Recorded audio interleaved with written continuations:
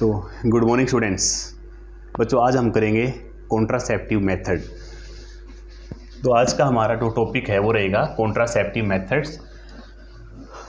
हमारा जो चैप्टर है बच्चों, आप जानते हो चैप्टर का नाम क्या है? Reproductive health.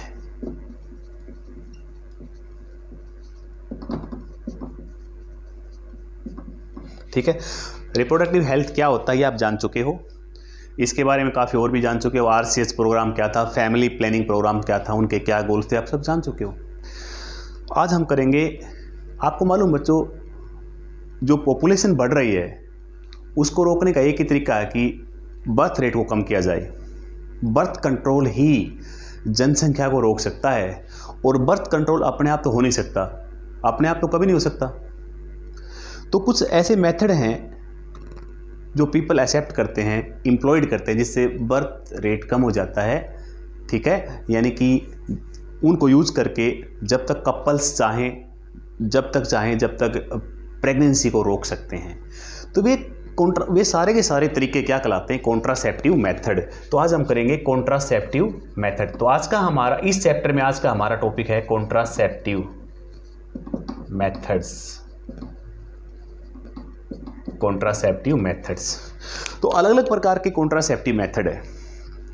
तो जो आइडियल कॉन्ट्रासेप्टिव मेथड वही है जो यूज़ करने में आसान हो, जिसके कोई साइड इफेक्ट ना हो, सेक्स ड्राइव के ऊपर कोई किसी का बैड इफेक्ट ना आए। ओके, वही आइडियल कॉन्ट्रासेप्टिव मेथड कहलाता है। ठीक है, ये कॉन्ट्रासेप्टिव टेक्निक्स या कॉन्ट्रासेप्टिव मेथड अलग अलग प्रकार के होते हैं। इनको अलग अलग कैटेगरी में हमने डिवाइड किया है। तो ये अलग अलग प्रकार के कौन कौन से हो सकते हैं? टाइप्स। तो इनकी टाइप्स क्या हो सकती है? जैसे नेचुरल या ट्रेडिशनल मेथड। नेचुरल या ट्रेडिशनल मेथड। ट्रेडिशनल मतलब जो परंपरागत, जो कई सालों से चलते आ रहे हैं, ट्रेडिशनल मेथड। ठीक है, दूसरे कॉन्ट्रासेप्टिव मेथड है बैरियर्स।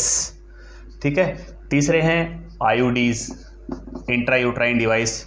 चौथे हैं बच्चों ओरल पिल्स। पांचवें हैं इम्प्लांट या फिर इंजेक्टेबल। ठीक है, और लास्ट में आपकी किताब में जो लिखा हुआ उसको बोलते हैं सर्जिकल मेथड। सर्जिकल मेथड, जिसमें सर्जरी करवाई जाती है। ठीक है, तो अलग अलग मेथड हैं बर्थ कंट्रोल के लिए, अलग अलग मेथड है। सभी का अपना अपना रोल है, सभी की अपनी अपनी खासियत है, सभी की अपनी अपनी कमी है। ठीक है, तो इनको वन बाय वन हम करते हैं। तो सबसे पहले हम करेंगे नेचुरल या ट्रेडिशनल मेथड क्या होते हैं। ठीक है, तो सबसे पहले आज का हमारा टॉपिक क्या रहेगा? नेचुरल या ट्रेडिशनल मेथड। या ट्रेडिशनल मेथड।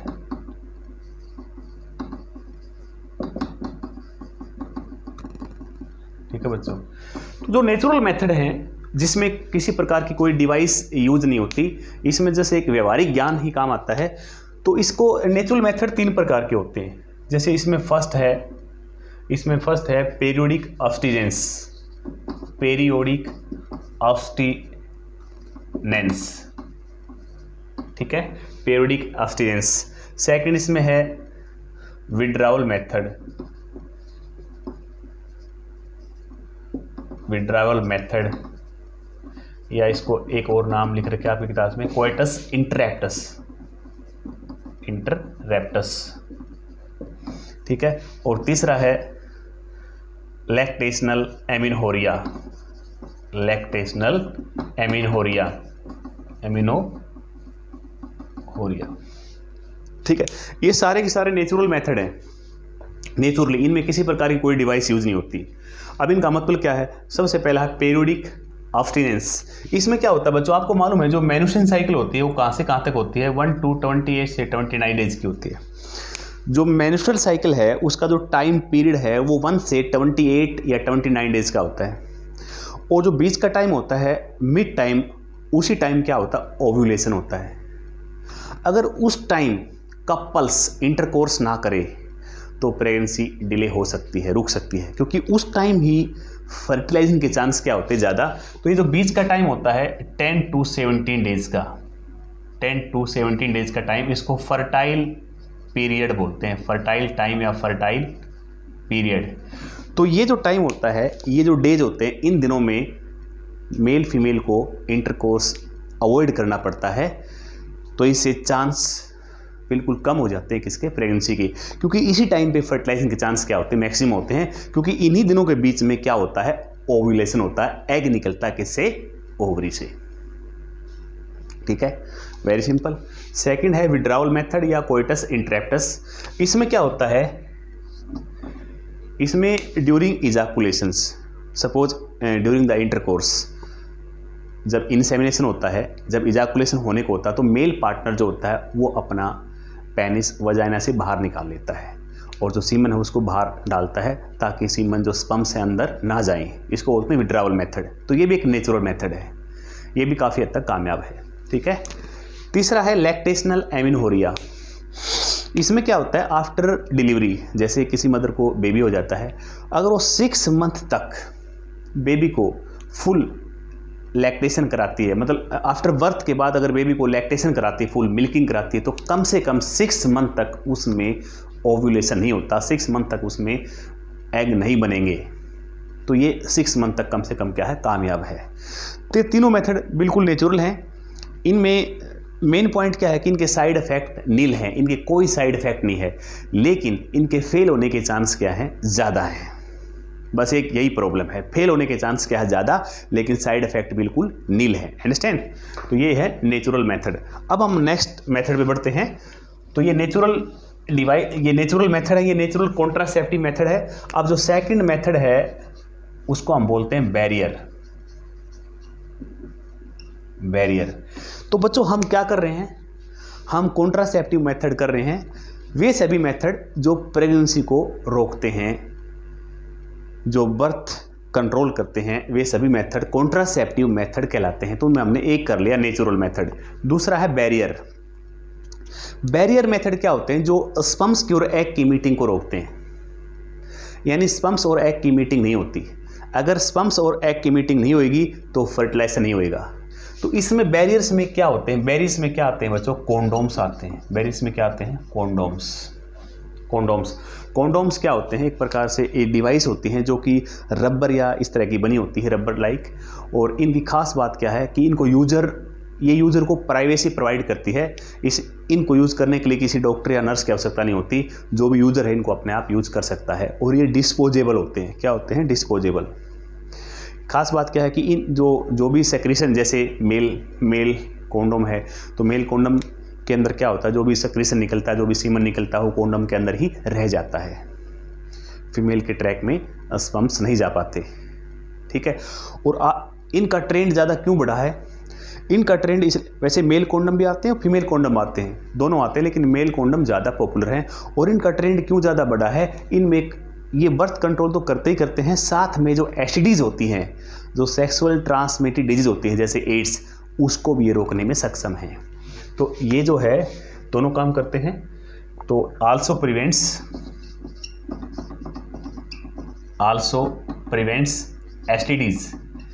एसटीडीज का मतलब सेक्सुअल ट्रांसमिटेड डिजीज, उनको भी ये रोकते हैं। बर्थ कंट्रोल के साथ साथ सेक्सुअल ट्रांसमिटेड डिजीज को भी ये रोकते हैं। समझे आप लोग, क्लियर। तो इसको भी आपने ध्यान में रखना है। मेल कॉन्डम फीमेल कॉन्डम दोनों अवेलेबल होते हैं। ठीक है। तीसरा जो मेथड है, थर्ड मेथड, वो है आईयूडी, इंट्रायूट्राइन डिवाइस।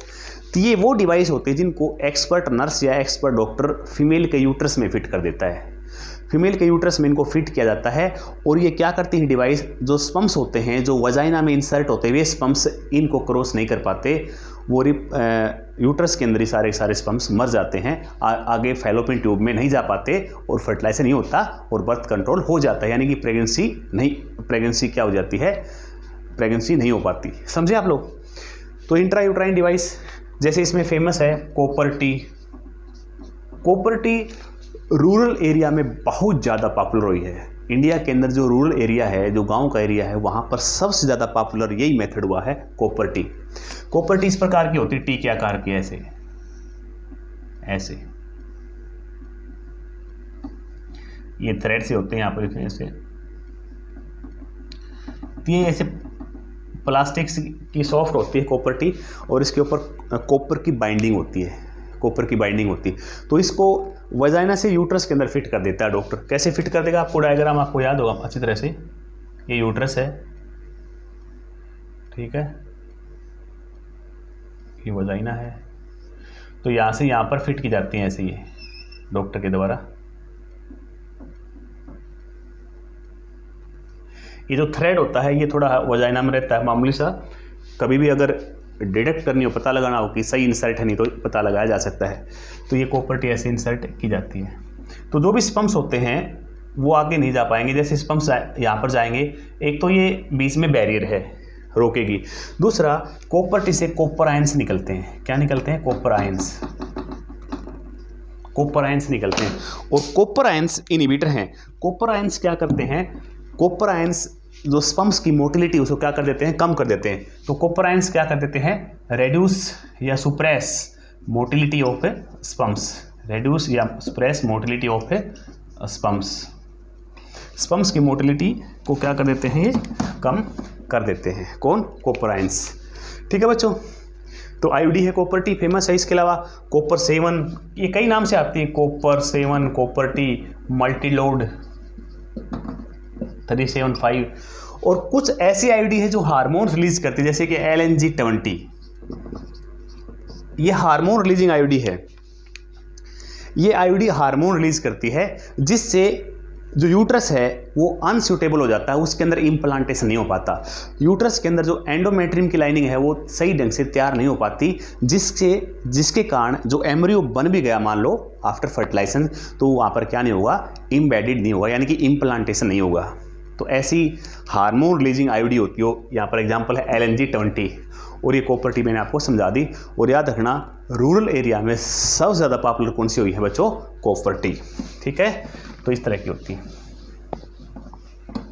तो ये अलग अलग प्रकार की होती हैं, जैसे इसमें लिप्स लूप्स लिखा हुआ है, एक लिप्स लूप्स, ये भी एक आईओडी है। ये इस प्रकार का होता है ऐसे स्प्रिंग लाइन, इसको भी यूट्रस में फिट किया जाता है। तो ये भी स्पम्स की मोटिलिटी रोक देते हैं, स्पम्स को आगे जाने से रोक देते हैं बच्चों। क्लियर।